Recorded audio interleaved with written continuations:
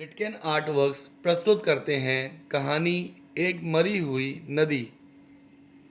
क्या मैं वाकई अपने ही गांव में हूँ? क्या ये वही जगह है जहाँ मैं बचपन में आंख मिचोली खेला करता था? लगता नहीं है।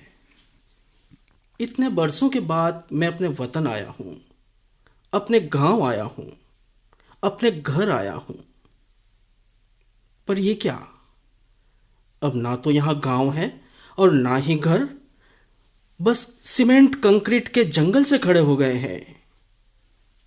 कहाँ गया मेरा गांव? गांव की वो सोंधी सोंधी महक, वो खिलखिलाहट और वो चहचहाहट। शायद इस कंक्रीट जंगल की नींव में कहीं दफन हो गई है और मर गई है। कुछ इसी तरह के ख्याल लिए साहिल धीरे धीरे अपने गांव के चारों तरफ चक्कर लगा रहा था। वो सोच रहा था कि आखिर हमने कितनी तरक्की कर ली है, पूरे के पूरे गांव को ही बदल डाला है। न गायों के रंभाने की आवाज और ना ही कहीं दूर दूर तक वो मासूमियत जिसके सपने वो दूर सात समंदर पार देखा करता था, जो उसके बचपन से बाल मन पर अंकित थे, वो सब के सब चूर हो गए हैं। बस साहिल यूं ही बेख्याली में चक्कर काट रहा था कि अचानक ही उसे एक विचार ने झकझोर दिया और उसने मुझसे पूछ ही लिया। यहाँ अपने गांव के किनारे एक नदी भी तो थी। वो कहाँ है? कहीं गांव नदी से दूर तो नहीं बसा लिया है? यह सब सुनकर सहसा मेरे मुंह से निकल गया, कौन सी नदी की बात कर रहा है तू? वो नदी तो कब की ही खत्म हो चुकी है। अब तो उसके अवशेष भी नहीं मिलेंगे तुम्हें।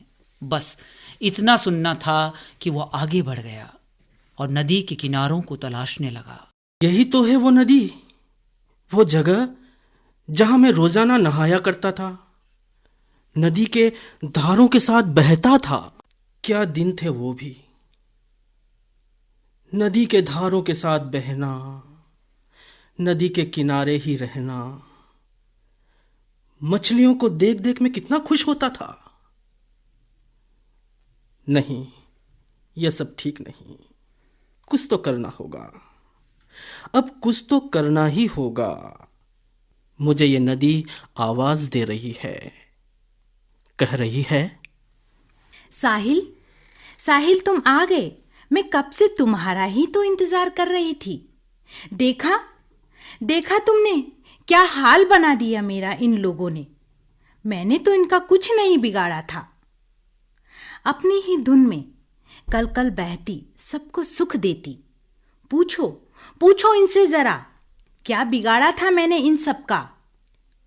कोई कमी नहीं रखी इन लोगों ने। पहले मेरा पानी पीते थे, फसलों के लिए पंप लगाकर दूर दूर तक मेरा पानी लेकर जाते थे।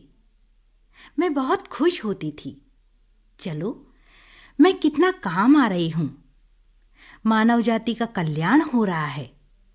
फसलें भी मेरे पानी से लहलहा रही है। चारों ओर खुशहाली ही खुशहाली, बस खुशहाली। और तभी इनकी भूख जागी, मेरे बहने के रास्तों को रोक दिया, ऊंची ऊंची दीवारें खड़ी कर दी। मैं नदी से नाला बन गई। मैं भीतर ही भीतर कुढ़ती रहती। मेरा दर्द कोई नहीं समझ पाया। मेरा पानी, मेरा खून यूं ही कम होता गया। मैं सूखती गई और एक दिन मैं मर गई। बस करो, बस करो। बहुत अत्याचार किए हैं इन लोगों ने तुम पर। ऐसा तो कोई दुश्मन भी नहीं करता है। मैं वाकई शर्मिंदा हूं इन सब की कारगुजारियों से। नहीं साहिल, अभी मेरी कहानी पूरी नहीं हुई है। मेरे ऊपर हुए अत्याचार अभी खत्म नहीं हुए थे। अभी तुम सुनो तो सही। धीरे धीरे मेरे पाठ सिकुड़ते गए। किनारों की दूरियां खत्म होती गई, खत्म होती गई। किनारे ही मिट गए। जब मैं ही मिट रही थी, तो किनारे कहाँ रहते।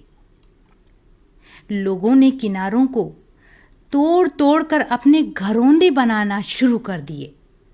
शायद पूरे जहां में उन्हें कोई और जगह ही नहीं मिली थी, इसलिए उन्होंने मेरे किनारों को तोड़ना शुरू किया।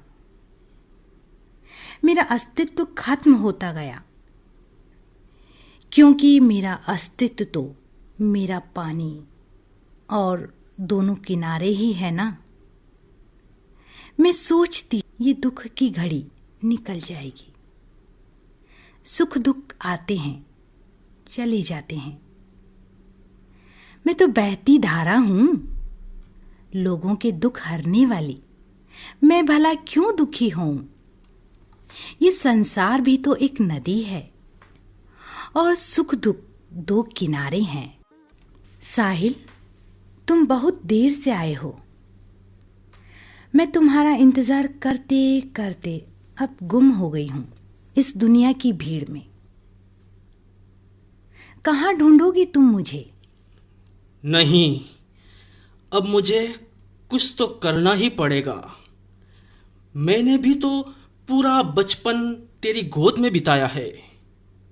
तुम मेरी माँ हो और माँ से बच्चा अलग नहीं रह सकता है। मैं अपनी माँ के पास लौट आया हूं। साहिल, तुम्हें मालूम नहीं, इन जालिमों ने बहुत अत्याचार किए हैं मुझ पर।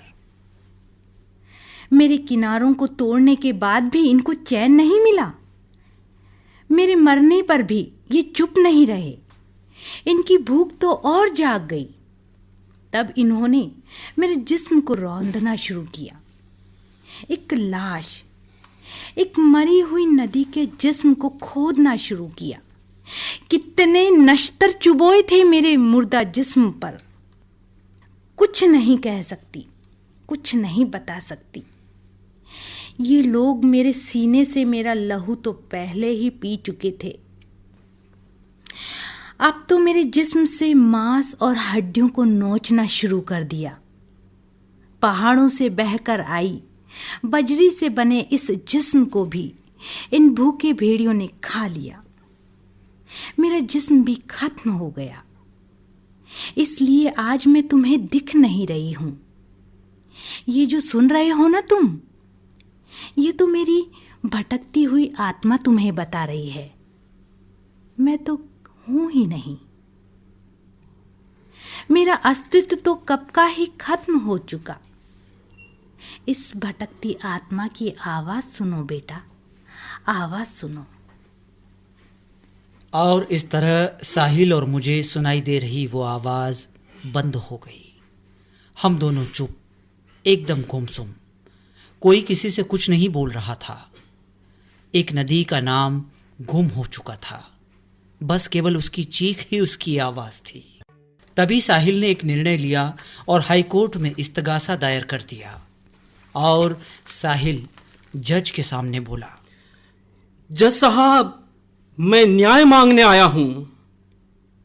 7 समंदर पार से मैं अपनी मां से मिलने आया था, लेकिन इन जालिमों ने मेरी मां को मार डाला।